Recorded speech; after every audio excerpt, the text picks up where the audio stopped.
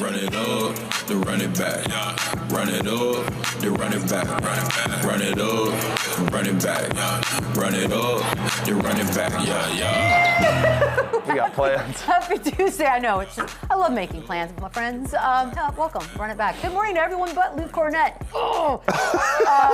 Lou, Chandler P. My name is Michelle. I'm very bright today. Maybe we should have coordinated a little bit better. It's just Luke Cornett just caught a zinger off the top. Well, we didn't ask for a white night, and apparently he decided to be one. But here we are. Celtics. Way to start the show. Bucks. Yeah.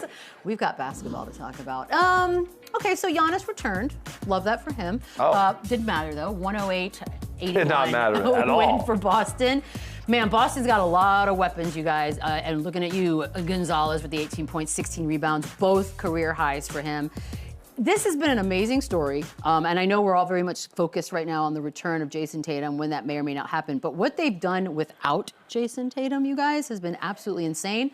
I heard somebody talking this morning that if Jaylen Brown's not considered an MVP or at least top 3, then you got to give Joe Mazzulla a Coach of the Year nod, right, Lou? Like, this is a great story. Yeah, I think both deserves that attention. On the outside looking in, we're surprised. I don't know if anybody in the Boston Celtics organization is surprised by the success that they've still had. You know, you look at Jayson Tatum going out, but then you start plugging and playing other guys into the rotation, and they've continued on. So not much has changed since they've been a championship caliber team. Granted, they did get bounced in the second round by the New York Knicks last year, but they've come back this year, got off to a slow start, and been able to right the ship ever since then, and been a quality basketball team and put themselves in a position to be talked about. And so shame on us for doubting them when Jayson Tatum went out. You know, Joe Mazzulla, knowing what his pedigree is as a coach, knowing what Jaylen Brown is as a player. You've seen the emergence of Peyton Pritchard and how good and how special he's become. We thought this team was doomed once Drew Holiday and Al Horford went out of the lineup. Once JT went down with his injury, we thought, man, it's going to be a long stretch for the Boston Celtics to be a competitive team in the East again. And we were all wrong, you know, and so for those reasons, Jaylen Brown deserves to be in the MVP conversation. And you got to take a look at Joe Mazzulla and what he's been able to do with this basketball team, being the head of the snake as the head coach.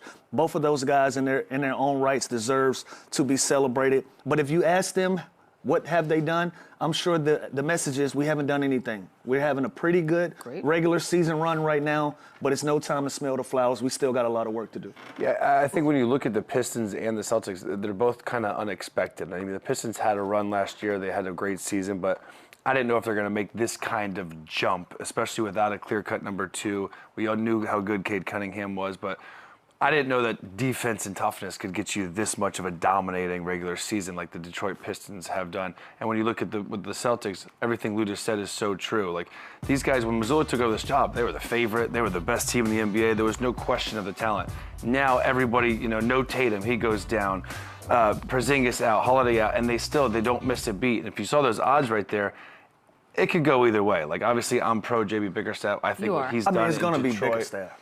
It's got to be. Think about how great of a season Boston's had. It's not as good as the Pistons, and the Pistons, I could argue, have way less talent than this Boston Celtics team. So they're both doing a phenomenal job. Mitch Johnson's doing a great job. He really is. From Phoenix has done a great job. Like, I thought they were going to be terrible, and they're a really good team. So there's a lot of great coaches, great young coaches, but there's no denying what Joe Mazzulla has done with this team with such low expectation. Maybe that's why. Maybe they just flew under the radar, and their expectations were so low when everybody left that they've just coasted, and they've had the same mindset, the same approach every single day. And this is the way not to just do a it. good regular season team, and they got help on the way too with Tatum coming back. Like, this is a real legit contender, which is crazy as much turnover as they've had. This was supposed to be a gap year, Boston. This is not how this was going to go. They did get bounced in the second round last season. Am I crazy? Am I assuming everybody assumes they will do better this year?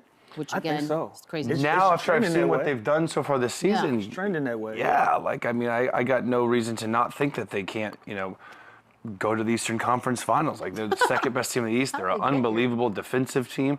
They have such a good bench. Ooh. They have shooting. Like, with those odds, for sure. Like, I mean, again. And they've been able to do it under the radar too, Chandler. That's Which is another beautiful. thing. Like, we haven't heard any narratives. We haven't heard any storylines. We haven't had any controversy out of Boston. Nothing. They're just steady, playing good basketball, building day after day, building good building blocks.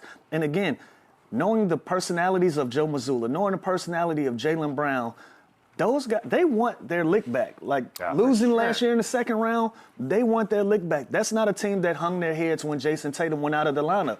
They just they strapped their boots on and they did the best that they can do to put themselves in a position to be talked about now. They'd probably prefer us not to have this conversation right 100%. Now and stay under the radar and continue to do what they're already doing. And as good as the Pistons have been, like, I struggle with, like, I struggle with being like, oh, they're a lock to, like, usually if I've seen this much of a dominating regular season, I'd be like, oh, yeah, they're the clear cut to come out of that conference. Like, I gotta do it. I don't necessarily think that with the Pistons. Like, they have their issues. They lack shooting. I don't know who that number 2 option is when things get slower and more bogged down in the half court with Cade Cunningham. Again, I think they're the most complete, consistent team in the East. And I think we got some updated odds here to throw up there. Oh no, they jumped him. What? Look, but like that's my point. How are the Detroit Pistons 45-14, 5 games up on the Celtics? I tell you why. And they got the 4th best because odds. I tell you why. Because they are the number 1 team right now. But we just haven't seen them do it on the grand stage. We haven't seen them do it on the grand stage. Yeah. We've seen Boston on the grand stage. We've seen what they're capable of, especially if we're waiting for Jayson Tatum's return, and it could be as early as in the next 72 hours. If that's something that we can look forward to, then obviously those odds are going to shift. So until Detroit quiets all of that, the odds are going to be the odds. And you know why it's not that, like, if the Thunder lost the second round to the Timberwolves, you'd be like, whoa, like that's a huge upset, right? Like if the Cavs beat the Pistons in the second round, you'd be like, I can see it. Like they gotta get it's there. not that surprising, although they are the number 1 team in the Eastern Conference. Just got to get over that hump. I mean, this is what we did with the Thunder until they did it. We gotta see it. It's a different. We gotta see it. They're different now. But we did mention yesterday that Bill Simmons sort of predicted or is saying that Jayson Tatum is possibly making the big return Friday, which they'll be at home playing Dallas. I was going to ask, does that make them the favorites? But apparently they have already dropped the fact that, again, that they are the favorites to come out of the East without a game from Jayson Tatum and the amount of turnover that they had with all the guys that we just said they lost with Horford and Porzingis and Holiday, and they're still the favorites. Like, it's crazy. It just shows you how great of a season Jaylen Brown's had. Shows you how consistent and good Derek White is. They got guys like Keita, who's going to be in the talks of most improved player. Peyton Pritchard, you know what you're going to get with that dude. Sam Hauser is going to come in and knock down shots. The addition of Vucevic now is unbelievable to be able to have them even space the floor more, pick and pop, open the floor, gives Brown even more room to attack. Pritchard, White, like that is such a key pickup for them at the trade deadline. So, again, Bill Simmons knows a lot of things Boston, and so I'd love to see it back. And Dallas is a great team to come back to against. And we did our predictions yesterday, and we all had different picks, right? And I did have Boston, but if you're telling me yesterday I had Boston and Jayson Tatum is coming back, I'm doubling down on that. And you know why I have that prediction? It's because what we just talked about. I've already seen them do it. I have the confidence in knowing they have the pieces, they have everything that's needed to get there again. So even though last year was a letdown for them, they didn't hang their heads. Like I said, they're right back in their conversation. And again, if you're going to get Jayson Tatum by the end of this week, then now he has a good runway of time to get prepared for the postseason. So he's going to have enough regular season games to catch a rhythm, figure out whether he's going to be in the starting lineup, whether he's going to come off the bench, what his minutes restrictions are. All of these different things they can work through. They're not working through it against time. They have a lot of time where they can be patient. He could have some setbacks. They can figure some things out. And then come the postseason, he could be the Jayson Tatum that we all know. That makes Boston way more strong than I thought they were yesterday. You know what's crazy is, like, especially I'm thinking of New York Knicks fans, just because there's already a deep-rooted hate between the two sets. Like, you're thinking all season long, like, oh, the East is wide open because Boston, and now all of a sudden Boston is very much there. Like, that to me is such a And the Knicks, I feel like, are a team we're not even really like. Now it's like the Cavs got better at the deadline. We know how tough and good the Pistons are. The Celtics are like. We talk about the Knicks like 3rd or 4th or 5th, like in the East. Like Philly is a surprising team that can make a run. Like the Eastern Conference is a lot better than we expected it to be. It's so much. Toronto, we don't even talk about. Toronto's been consistently good all year long. That's another team we continue to overlook. We don't even give them a chance. We really do. We gotta stop doing that. All right, we're gonna make a concerted effort to not leave Toronto out from now on. The obvious question, and I know what you guys are gonna say, but any issues worried about chemistry? That they've been doing this all season long, and now Tatum comes back. No. We've had this conversation once before, and they won a championship. The last time we talked about chemistry with the Boston Celtics, they went out and proved. This is what I love about them. all of the outside noise, they do a great job of just blocking it out. Whether they try to make Jayson Tatum be the best player in the world or Jaylen Brown. I haven't had this conversation all year. I love it. We start having a conversation about Jayson Tatum coming back into the lineup. Here we are again with this conversation. They know that Jaylen Brown knows, hey, look, I can lead a team to victories. Jayson Tatum knows I can lead a team to victories. They do it as a collective. They don't pinpoint who's the guy, who's the best player, this and that. No, they just go out and put the best product on the floor that they possibly can. So if you're telling me that a team that had Jayson Tatum before he was hurt had more success than they have now, that's gonna mess up the chemistry. Like, no, these are just talking points. Is there a margin though, like a little time to get used to it again? Well, Like, again, what's that this look is like? going to be a slow grind for Jayson Tatum. Absolutely. This It's gonna dude's be coming patient. off a major believe injury. He's going to be on a minute restriction. He's probably going to be coming off the bench. Like, there's going to be things that he's going to have to adjust to and get used to, like most of these guys that like go through something that he's gone through. So again, I think just being able this early with 20 plus games left to get these reps and to get this type of game speed, possessions under his belt before the playoffs, I think is huge. Obviously, I don't think he's going to play in back-to-backs. Like, I think there's going to be a bunch of limitations on him. But anytime you can add Jayson Tatum at any level, 50, 60, 70, 100%, it's going to make that team better. I know you guys are younger than me, but remember we had video games with the car racing, and then you always had the option to hit the nitro button for a little extra pop? That's a thing that, well, I'm 50. It was awesome. Tatum is the nitro Like Mario button. Kart? Yeah, but there was like a little, like, if you were just do, and then you could just hit a little nitro No, it was pop. Mario Kart, you ran over the mushroom. And So there you go.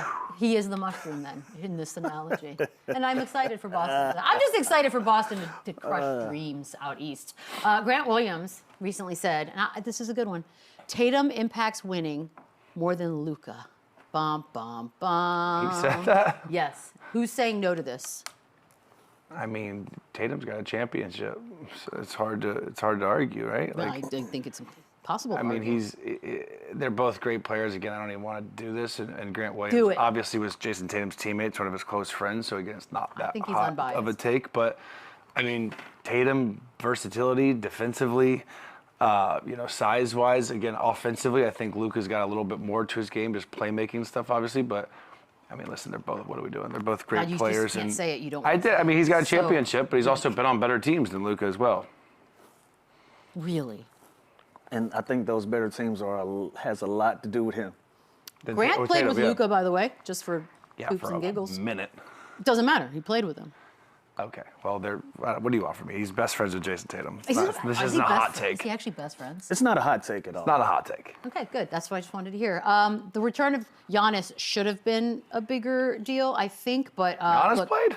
He did, and he played well. He hasn't played in the last 15 games, but they are 3.5 games out of the play-in right now. And by the way, body language it was very weird last night.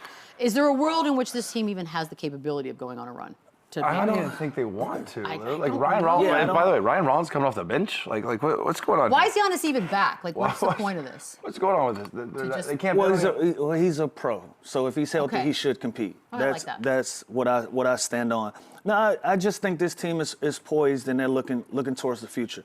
And I gotta agree with something Chandler just alluded to, like the body language. It was weird last night. Like it looked like at some times that they were just out there going through the motions. Like, they weren't even happy he was back. Yeah, It they was were weird. going through the motions and give credit to where it's due last night. Like the Celtics came in and they were a motivated basketball team, and they just took it to them. I expected the Bucks to fight back, especially with this being the return of Giannis and everything being made of the trade and him staying there. You wanted to see them fight, and so they got a lot of things to figure out.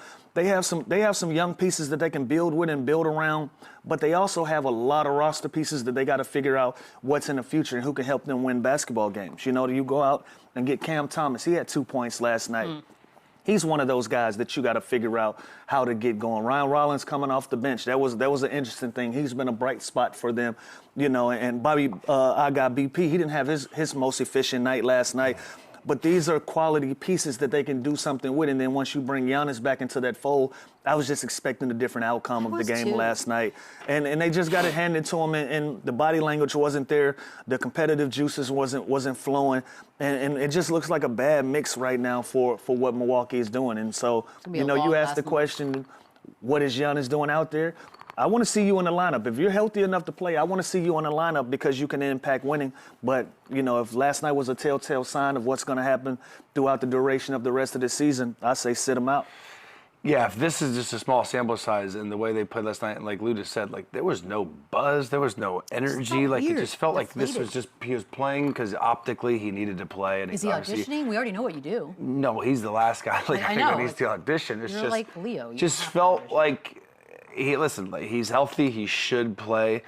This team, I feel like, is not a good team in general, and obviously they're much better with Giannis. But they scored 81 points. You're not going to beat anybody. Bro. You're not going to beat anybody scoring. I've seen that in a half. Like that's not ideal. And again, obviously Giannis changes the whole dynamic of this team. But they're in a weird limbo land where they don't know their future. They don't know what's going to happen this summer. Like they have so many questions and no answers. And again, I like that he's healthy enough to play and be out there, but I don't know if they necessarily want to win games. It just means that the season. summer of Giannis started. Like Ryan today. Rollins is the only bright spot in this whole season. He's coming off the bench now. Like riddle me that. It's gonna be a long one. It's gonna be a long one where Giannis is concerned. We did have another debut last night, back from injury, Darius Garland. They beat the Warriors, 114-101. Walked them Finishes down. 12-2 in 23 minutes off the bench. Kawhi had 23 and 8. Chris Dunn with 16. There you go. Lou Pajemski finishes with 22 and 7. It's a nice little comeback win for Los Angeles. Franchise. I mean, let me ask you. By the way, what are those jerseys? Those Clippers jerseys? Those are the city edition. Do we like them? I do. Yeah. Fine. Let's talk about it. Clippers offense with Garland versus with Harden. What's different? Tell us. For me, it was pace. Okay. Last night, having DG in the lineup, you could tell that they played faster. They were getting the ball up and getting more easy opportunities in transition. You know, Harden is more of a setup player. He's going to walk it down the court, bring it up, set the offense, play some pick and roll. Garland was just taking advantage of opportunities that he had in the open floor and being able to break defenses down and make plays. You know, he had 7 turnovers last night, but I think he'll get those down once he started getting his footing up under him. But a lot of times when guys have a debut and they have high turnovers, to me that just says they're trying to make the right plays, they're trying to do the right things, and it's just not going their way. And that's what I saw with Garland last night. He was just pushing the pace constantly and being able to take advantage of all the athletes he have around him. You know, Jones Jr.'s, Simmons, the young kid Miller. You got all of these young athletes, all of these young players who their strengths are playing in the open floor, not having a basketball, somebody being able to set the table for him. With the Garland, he's kicking that ball up, giving it to him at the three-point line where they can break the defense down and get to their strong suits and that being getting to the rim. And Kawhi Leonard benefited from it as well last night. So the main thing that I saw last night that was glaring to me is them being able to play with pace, playing a faster paced basketball game, and looking like a younger team and using those assets to their advantage. Yeah, that was the obvious difference to me. It was this team at the beginning of the season was an older, experienced team that was built to win now, of a bunch of experienced guys. And obviously James Harden's a Hall of Fame player. He's great. But now you add a guy, a franchise piece point guard that's 10 years younger. So at least there's now not only just this year of either being the same or maybe even slightly better with Darius Garland and Benedict Mather and these guys they added. Now there's like future. Now there's promise past this roster now that they all right, now we got our point guard going forward. Now we got a scoring wing going forward. Like now what do we do with Kawhi Leonard this summer? There's going to be a bunch of other questions. So by the way, the young kid, the center, the Swiss kid, Niederhauser, stud. Like I think they got something with him, and we never would have seen that if they kept Zubac. So maybe they know something that we didn't know about this kid's development, because that kid, I'll be honest with you, it was the first time I seen him play last night, and he was active. He was blocking shots. You can tell he's really going to like playing with Garland with the lobs. So they do have something here. They're talented. Chris Dunn has completely like reinvented himself as a guy that was almost out of the league to now he's found a niche just defensively and just being disruptive, knocking down shots. Like, so again, I do think they're in an okay place. They're going to have a big decision to make this year on Kawhi Leonard this summer, but I love the addition of Darius Garland, just like Blue said, with simple pace and getting out in transition. And they got younger, and they needed to majorly. You know what, Chandler, I give you a hard time a lot. I want to give you a flower, just one.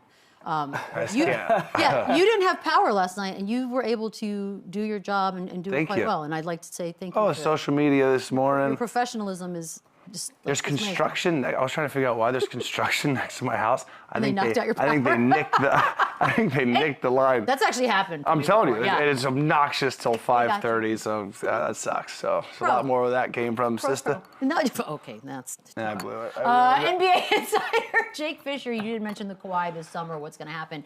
Jake Fisher is saying that execs around the league are expecting the Clippers to actually move on from Kawhi, which again, it seems counterintuitive given the season that he's had. However, you got one more year, you got $50 million. He's unrestricted free agent, 27-28. I don't know, Lou, is there a world, if the Lakers and LeBron part ways, is there a world that Kawhi just sort of moves over to Lakerland? Money talks. money talks. Now, nuts. I don't see it happening, you know, from an optics standpoint, but anything is possible in this league, and money talks. And, you know, this is going on, year 6 or 7 with Kawhi in the Clippers uniform, and the nature of the beast is if you don't get something in that time span, it's always time to move on and try something new. And so, look, if the Clippers are going to go young, they're going to look at every piece that they have in uniform, and Kawhi is obviously the centerpiece of that basketball team. He's going to be the first person that you look at if you want to go somewhere young and you kind of want to start a semi-rebuild around a DARIUS GARLAND and putting a lot of young pieces around him. But as far as seeing him in the Lakers uniform, optically I can't see it. But again, money talks, and this is Hollywood, and the Lakers love some star power. So I'm sure they'll make a play for it if he becomes available. But right now, as is, I don't know what to make of it. Yeah, it's hard. If I'm a team, it's hard not to want this guy, right? After what I've seen this season. But then also if you look at the history of everything he's been through and the injuries, and he's 34, 35 years old, I don't know how much I'd be willing to invest in this guy, like long term, but man, it is just awesome to see him. You can add him to something that's playing already at this there. level. But again, like, are you going to give him 2 years, $100 million? Like, 3, I don't know. And I'd hate to have to make that decision. All I know is right now, he's back. He's elite. Like last night, some of the stuff he was doing, again, were just unbelievable. And this game was crazy last night. Like, I felt like it was over in the first half for the Clippers, and the Warriors just completely shat the bed in the second half and just ran out of their own gym. But Kawhi Leonard, I bet he gets it, because Jimmy Butler got a lot. Like, I feel like somebody's going to do this. Somebody's going to make a Kawhi deal. Yeah, and again, like right now, of course, it's easy to say, yeah, I want him on the team because of how good he's been this season. But he's also 35 years old next year, and it's tough. Peptides. Polypeps. Peptides. He's got a guy doing nice stats. Well, I'm looking at 27-6 and 2 steals a game. That's what I'm saying. So I feel good about getting something really good out of it if he turns 36. Yeah. I'll give him 2 years. Like if you're the Pistons, you take a chance, just go and try and get him as that 2 option for the next 2 years, maybe. Dude. Someone like that. Like go give. You have the luxury and the flexibility. You know what? Let's go give him 2 years, 100 this summer. But I also want Kawhi happy, because I want to, you know what I mean? Like, I know he wants to be on the West Coast. He's going to be fine. There's banks everywhere. He'll be fine. That's a good point. That's true. We're going to take a quick That is true, Lou. Well said. It's a great point. Well, but something. Run it up, run it back. Trae Young endearing himself as quickly as possible to his new home in street clothes, ejected from the game. Okay, what do you have to say to get ejected when you're in street clothes? Well, I think it's more coming off the bench, right, on the court. I don't know if it was. Oh, that's a good shot. Good angle. I'll tell you this, if I'm a Wizards fan, I absolutely love this. The fact that he hasn't played a game yet. He's getting tossed. He cares. He's buying into this. He's protecting his teammates. By the way, this possession was wild. Like, it's like the ref didn't see the first push. Yeah. Tari Eason completely, and they did it again, and they still didn't call it. I don't understand what happened there. Can we play that again? What the hell? It does feel a little chaotic. It was nuts. Because you're looking at Trae Young and but then you look back what's on the floor and you're like, what? Honestly, this is a brilliant first way of making your name here. It kind of. I don't hate it, and again, it wasn't that aggressive. I don't mind. That's why. It's because he's on the court. You know, if there's like a fight and you come off the bench, you also get such a weird rule. You're not even near anything. Like, look at this. Yeah, the second one he got tossed for coming on the court. Yeah, I think that's why. But does he get suspended like a game? No, he doesn't. Just fined, right? No, just fined. He's got it. What is that fine? Just a little. He can afford it. 10 grand. Ah, shoot. Pocket change. He found that in his sheets this morning. Yeah, that's not a great one. You know what the best part is?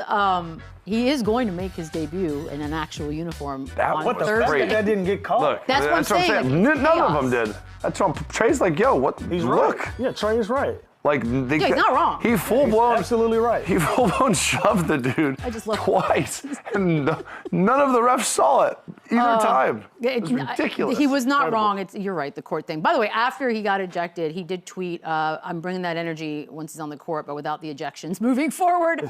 I do feel like, I think fans will love him anyways, but my goodness, this just, the applause for him when he shows up on Thursday in uniform, Chandler, let's predict it. That's why, go ahead. I was about to say, that's why you go get Trae Young. He's bringing positive and fighting energy to the Washington Wizards. I love the fact that he's getting ejected from games that he's not even playing in. So him being able to have an impact on the court and go out there and show how special of a player he is, I look forward to it, man. That's why you go out and get somebody like that. 100%. And again, this is one of those franchises that they've been so low for so many years. Sure. Now they have excitement. Now they going out of Trae Young. They added Anthony Davis. Like, they're going to have a good pick. Like, they got Cavalier is supposed to be good. Like, they have some pieces now at least to look forward to. So when you see a star player like Trae Young come here and just buy in like that and already protecting and getting his teammates back, like, you got to love that as a franchise and as a fan base. It's kind of interesting because he's expected to sign a big extension, so it's like he's kind of got the rest of the season to sort of, for his own singular goals, kind of prove something. But at the same time, Lou, the team kind of needs to lose to keep the top 8 pick. Like, that's a tricky situation. You want to be good, but next year. Yeah, you want to be good, but not that good. So if you're Trae Young, obviously he's not. He's a competitor. I'm not saying anything about that, but kind of a weird spot to be in. It is. It puts you in middle ground because Trae Young is going to go out there, and he has an impression that he needs to make on the fan base as well. There's a buy-in. They got to know, we know what you did for the Atlanta Hawks, but what have you done for us? We want to see what you got for us. And so that puts them in a tricky position because I know Trae, he's a showman. He's a competitive guy. He's going to go out there and put numbers on the board and try to win basketball games if he's in uniform. But if you're the organization, like, hey, man, you got to kind of chill. We need this pick to bring like you. Like, you're in. at a 10, let's go 8. Yeah, we got to bring you. We got to bring you some help here in the near future. And so there is a tricky thing. But when all else fails, you got to go with what you know. And for Trae Young, that's going out and try to win a basketball game. He got to do his part. Yeah, Utah, by the way, Thursday. So this must watch actually. It's not. Oh my God, who's gonna win that fight? But it's his debut. But it's a must watch. Give me the Wizards. Okay, well, I didn't ask. Which one? Oh, give me the Wizards. You know damn well the Jazz are willing to lose. No, Trae Young's winning his first game out. Like, that's a fact. And again, it's not like he's gonna coast while he's out there. Like, they may put him on a minute restriction because the quad or whatever he's dealing with. But this dude is a killer. He's showtime. Like, he is gonna want to put on a show and perform. And I'm happy. I'm happy that I just feel like it ran its course in Atlanta. And the fact that he's getting a new start with some excitement, with some other with good bigs, with AD, with Sar, like with some talent around him, it's gonna be good. I'm a big fan of the fresh start. Well, I think everybody deserves a couple of those in life. We got some Jazz, but it's really the Jokic of it all. I'm telling you, Mercury in retrograde is By the way, I haven't people. seen these yet. So okay, so here we go. This is obviously over the weekend. That's an offensive foul. What is happening? That is an offensive foul. This is like a dance. Offensive. You know why I know this is intentional? Because if you go back to the beginning of it, you can see he's chirping at the ref for the pulling off his shorts. Mm-hmm. By the way, there's no call there. So that was like a little get back that they. So Jokic got away with something because if I'm a small guard like that, that is my only shot to block you out is to do what George was doing. Like that's the only. Look right here, see? So he's already pissed. Yeah, but that's nothing. This is the definition of over the back, though. This is the definition like of over the back. He got away with one. This is assault. How is that not a whistle? Oh my God, that's early in this game. This is the first 4 minutes. Yeah, I didn't realize how early it was. He's mad. He's getting fronted. And now look at Justin. What is that? Justin, the ref. Look at him, just looking right at him. Why nothing there? You think a little favoritism? I don't know. It's supposed to be something. The Jazz coaches are probably like, don't worry about it. Don't call it. This man was assaulted. The Jazz want to lose. They're like, don't call it. We're good. It's fine. He's fine. Let him go. There's another play, and this one sort of has the old interwebs talking. Well, it's a. What is he on? Oh, he goes immediately to the review. Called that one. Well, you never know here. Filipowski, he could have just. Did he kind of pull him a little bit? It does look like. Well, that's what it was called. He got away with 2. You think Jokic got, like, you don't think he was yanking his arm? He got away with a couple. It could have been a Second little one's not a yank. foul either, by the way. There's just a no call there? No. So he's asking to review a no call? No, he went to the free throw line. Oh, wait, hold on. It looked like a foul was called. On the second play. A foul was called on the second. Yeah. Yeah. Can I But I do think his left arm was sort It of might have been a little yanking him a little little tug. bit. A little something. Then there's the end of the game. There was a moment with Jokic. No. Well, this is like, the flopping. damn. It's the evil word flopping, and people are sort of now the chants about Jokic being a big flopper are louder today than usual. Let's see it. It's weird because I don't ever think of him as a flopper, but now I don't have that on his. I don't have that in his file. I don't either. I don't know Jokic to be much of a It's a flopper. big body flopping. Like that's crazy. Yeah, I don't know him much to be a flopper, but things change year after year, and I've been retired for quite a while now, so who knows? But from years and years of competing against him, I've never had that on his Okay, jacket. that's interesting. It's become such a part of the game too now. It's like unless it's just egregious and it's every single possession like some of these guys, which he does not do. Doesn't feel like And it. it is kind of in the European culture. To He's kinda got a sell few it. Like, with the so arms that's flailing. just kind of what they do, but I don't think of him as a flopper. He had a weird night. I don't like the word flopper. I don't either. But it's fun to say, flopper. We're going to take a quick break. More Run It Back on the other side. It's Mercury in retrograde. It's ruining everything. Something's going on. It is. I feel weird. Run it up, run it back. A little you buying that. Chandler, you up first. James Harden recently talking about potential retirement, saying, I know it's coming soon. Hopefully it's later than sooner, but it's reality. Very much so is. I don't know, 2 great years left. You want to put a number on it? Buying it? Yeah, I don't know. I think that's a realistic approach. I think that's fair for him to say. I'm Like, almost done. listen, the ball stops bouncing at some point of everybody's career, and he has been pretty fortunate with a pretty healthy career. Like, he's never had like that monumental Wait, hold on. Knock on wood. bad What are you injury. doing? And again, he is one of the great scorers of all time. He's one of my favorite teammates I've ever had, and he's a Hall of Fame shoo-in, first ballot Hall of Famer. So no matter how many years left that he plays, he is set for life. He has made buku dollars, and he is a hell of a player. He literally was he got the rules changed. Like, he was so innovative and smart with the whole foul thing, and he was a nightmare to guard. And this is a guy that really can't go right either. Think about how good he is, only going left. Like, imagine what I don't know how good he'd be if he could go both ways, but this dude is unbelievable. Let it go, Bees. And I'm not kidding. grow up. Honestly, you guys are the worst. He's fantastic, and I hope he plays. Top 25 all time? Yeah. God, it's so hard to start doing Yeah. those again. But we're new age guys. I think It's true. all these guys that play now, like the And Larry Giannis's, Bird, yeah, Larry Bird. Jokic, Larry Bird's, he's nasty. But yes, I think he's top 25 of all time. I think he's a Hall of Fame. I hope he gets a championship. I don't know when or where or how. Maybe this year in Cleveland, but he's awesome and he's had a hell of a career. It could happen. Like, legacy-wise, 10 years from now, people are talking about James Harden. What are they saying? What are the descriptors? Like one of the best ISO players of all time, one of the best one-on-one players of all time, like the best lefty of all time. Can we say that? You can say whatever you want. Like, again, he's an There's unreal. not a better lefty out there than I think one of the old heads back in the day was lefty. Like, if you got to think about it If like you don't that, know right off the he's top. not better than I'm James thinking Harden. like Ginobili or like Chris Bosh. Oh, we'll go, like yeah, someone we'll like go that.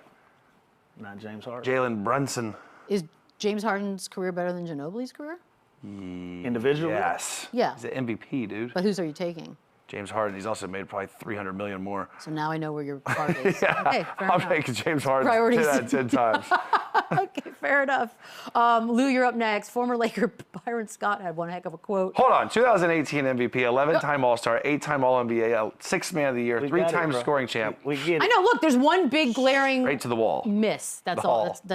That's the problem with James Harden. That will always Well, be. he And ain't that's- have no Tim Duncan either. see- Yeah. Here we go. Manu Ginobili single-handedly Atta Kawhi. won Game 5. Atta Thank you Kawhi. very much. And Danny Green, who No, was we're not. berserk. We're not discounting. Oh, we're Tony not Parker. Can discounting he get a any of Tony that. Parker? Oh yeah, because Tony Parker came in the league with all the hype. He was like an 18-year-old kid no one had ever heard of. Boom. But he still did Boom. it. But he still turned into Tony Parker. Hall of Fame, Hall of Fame. They're all. You know what? And he was a pro everybody's in the Hall of already. Fame. He was a pro already by the time you got there. It's not Stop like he it. was a regular 18. You're such no a one homer, even knew it who hurts. he was. I never denied that ever. Byron Scott's a homer. You want to hear what he said about LeBron James? You don't have to go home, but you got to get the hell out of here. He did. No, he didn't. That's did. a direct quote. He did. Lou. I saw it. Okay. I saw the video. It seems disrespectful a little bit, but also kind of fun. Does he mean like the NBA No, I or saw the Lakers? I saw the video, and you No, the gotta Lakers. know B. Scott. This was my coach when I came to the Lakers. He bleeds purple and gold. He's a Laker guy through and through, and so his allegiance and his loyalty is always to the purple and gold. So if he doesn't see something fit for the Lakers, he's going to speak on it. And he's also a guy that doesn't mix his words very, very much. He's going to say it how he feels it, and he's going to mean what he say.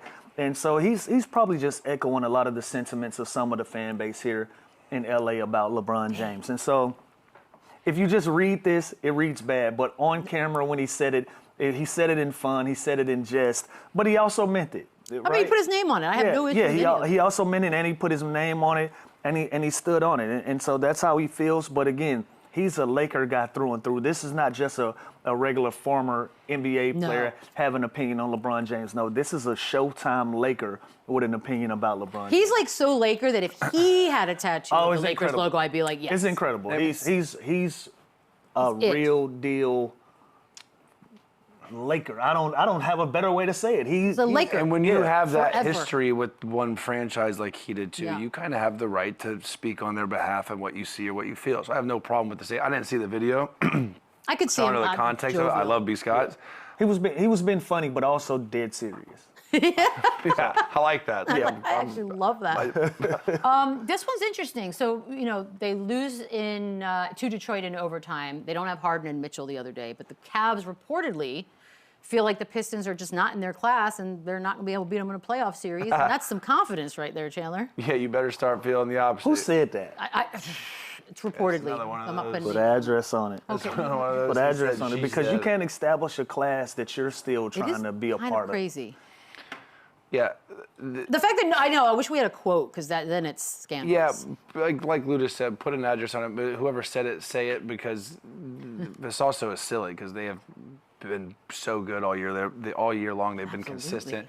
And they're only going to get better, I think, in the playoffs, although they do have their issues with shooting and that second option. But this team is so consistent. This team is so tough. Defense travels more than ever, especially now with this team. So that's a bold statement for a team that's dominated and will punk you come playoff time. I mean, all things the same, this would be a second-round matchup if things were to go. And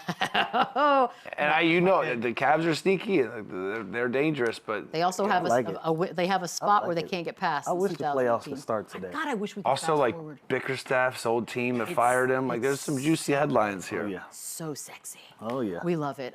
Steve Kerr says that he doesn't know that LeBron has changed the game in the way that Steph Curry has. You buying that? I'm not buying that. I think they both had moments in their careers where the game was changed, right? Like LeBron kind of forced super teams almost. Like Is that a good thing? that he was so impactful that you had to go get pieces to be able to But he compete. was the super teams, right? Well, he was the second string of the super team. Okay. He went to a super team to super teams to fight against another super team. But his impact on the game is incredible. Steph Curry's impact on the game is incredible. I think we're still seeing a lot of the remnants of what Steph Curry did to the game. I think what LeBron did and how he changed the game, we've kind of gotten out of it. We've already kind of phased out. And now we're kind of seeing the Steph Curry effect kind of, I don't know if it's phased out yet because teams are still shooting 40 to 50 three-pointers in a game. And for you to compete against Golden State, you almost had to take that amount of reps to even have an opportunity to beat them. Let's go back again. We're historians 10 years from now, like the last 25 years, who's the most transcendent player? It's going to be a few different guys. Is it? I don't disagree. Be a few different guys, but Steph Curry is for sure going to be one of them, and LeBron James is going to be. He's going to be the guy. I don't disagree with Steve Kerr, and LeBron I think is the greatest player of all time. No doubt in my mind, him or MJ. No, however you want to draw it up. You can't, guys. We can't, guys. We're just going to sit on the fence, like we're just going to sit on the fence all the time. To change the game, like I think there's more kids throughout the last 10 years, and for the next 10 years that want to be Steph Curry more than LeBron James. He's attainable. I also think that's more reachable because when you look at Steph Curry, he's not this 6'8" freak of nature, dominating physical force like LeBron James is. He's not 7'5" like Wemby or Kevin Durant. Like.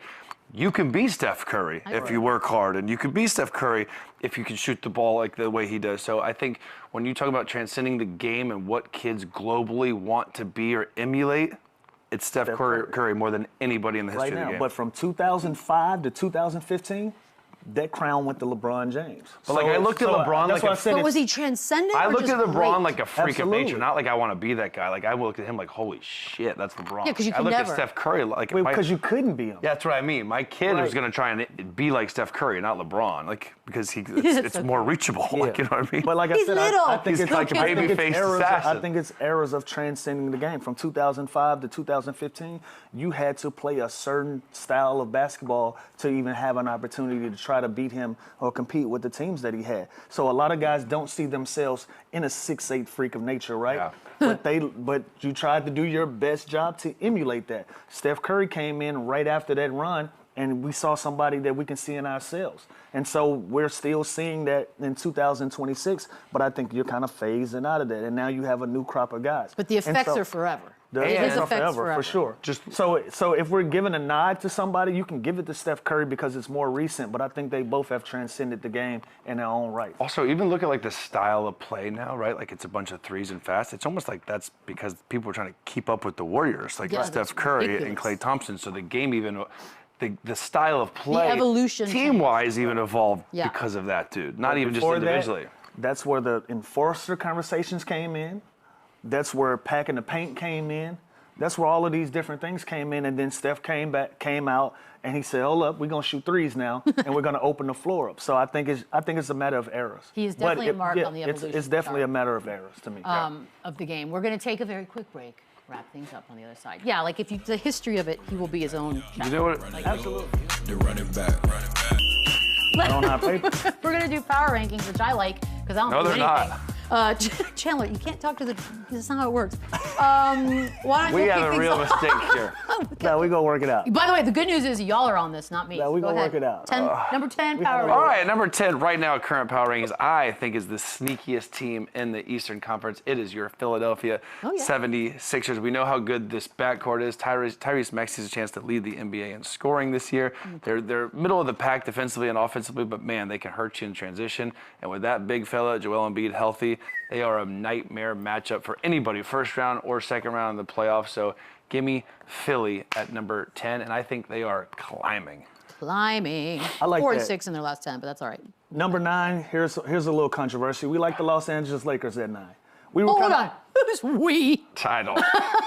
This I is I think this is a typo. This has got to be the Yeah, I Rockets. I like the Toronto Raptors right here, kind of in that spot, Respect. respectfully. But the Los Angeles Lakers, they land at number 9 on our power rankings because of the potential. You got Luka Doncic, you have LeBron James. At any moment, they can change this. But at this current moment, you got to put the Lakers at 9 based on the potential and what they've been able to do. Sliding a little bit. That's why they're back at 9. So I got the Lakers. And they're a dangerous team. We know how good they could be offensively, but They might man, surprise they've got to people. figure out a way to get stops. Okay, number 8, I got the Cleveland Cavaliers. Again, with the 8? addition of James Harden, Keon Ellis, Dennis Schroeder, I think they did get better and more situation to win now. Obviously, Donovan Mitchell is having a hell of a year. And those two bigs, Mobley and Jarrett Allen, they're really going to benefit playing with a guy like James Harden.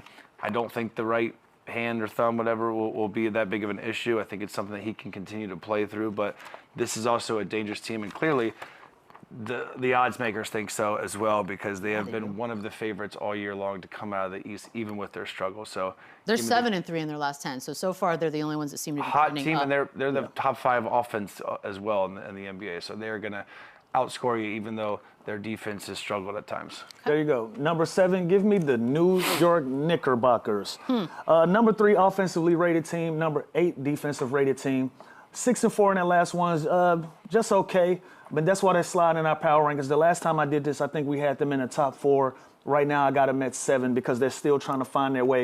And there's other teams in the Eastern Conference that's putting real pressure on New York and trying to put them in a position to be bad. So I like New York at number 7. Chandler, who you got at 6? Number 6, as dangerous as Philly is in the East, I think this team is as dangerous in the West. The Minnesota Timberwolves. It's a team that's kind of flown under the radar all year long. We've talked about how good the Spurs are, the Thunder are, the Nuggets, the Rockets, who I think we made a huge mistake and not put them in the top 10. Oopsie. But Minnesota Timberwolves, Anthony Edwards, he's having an MVP-type season. If these other guys weren't having such tremendous years, I think we'd be talking about him more.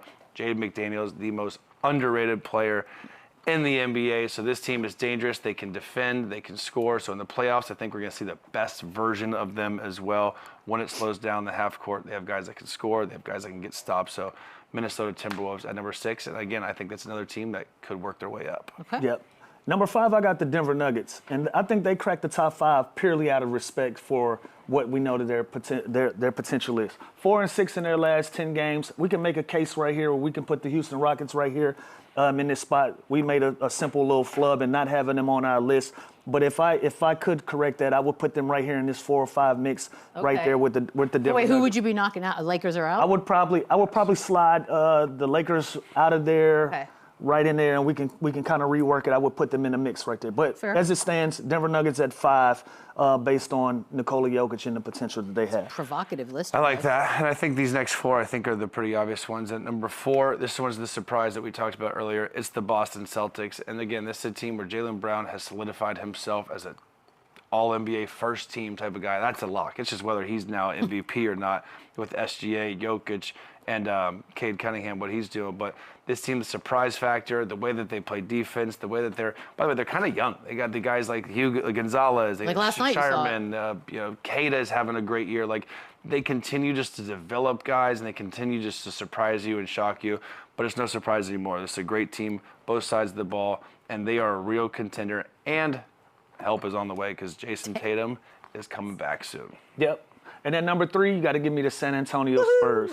9-1 in their last 10, playing great basketball. I just don't think they've done enough to unseat the number 1 seeds on both respective conferences. That lands them at number 3. But we keep talking about potential and what these teams can be. San Antonio has one of the higher upsides of all of these teams. I look forward to seeing what they do with the rest of this regular season going into the playoffs. So I got them landed at number 3. All right, real quick on these last 2. Top 2, Oklahoma City, and these can go either way. Again, I think if I had to pick who's the best team in the NBA, it's Oklahoma City Thunder. This is a team we haven't really seen whole all year long. They seem to always sit out 2 or 3 guys throughout a season. Number 1 defense in the NBA with that scoring capability they have with SGA, Jaylen.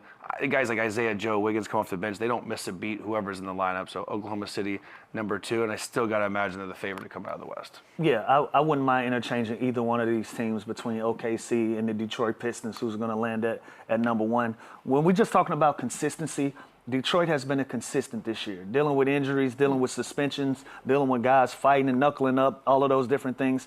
They've still been able to be a consistent in the Eastern Conference, especially with all of these teams getting better and doing the moves that they've made around on the Eastern Conference and them being able to survive that. So I like Detroit here. Oklahoma City, we could have made a case, but I think they deserve to be number 1 in the power rankings. Right? Talented league. And so, again, we flubbed. Yeah, I would like you to look in the camera and the apologize. Houston Rockets, we made a mistake. I don't even think Players mess up. It's just a typo. Players mess up. Not a typo. Typo's not an entire Players mess up. graphic. Yeah. Houston is a real deal. They need to be in there. And again, I can even argue that Toronto, But who is Toronto knocking out? 10 and 9 would be out. 9 and Hey, 10 got to go. interesting. And I would honestly even put Houston at 7. I don't know how we blew Dang, that. I'm putting you guys Houston- are... Yeah, I'm putting You know what we'll Houston do? 6. Tomorrow, we'll do it again. Tomorrow we get to do it again. This time As we better. should. Also, Spurs play Philly today, so Maybe that has a little effect on the might be a good one rankings. to check out. We'll see you guys tomorrow. Enjoy your Tuesday. Run it up, then run it back, yeah, yeah.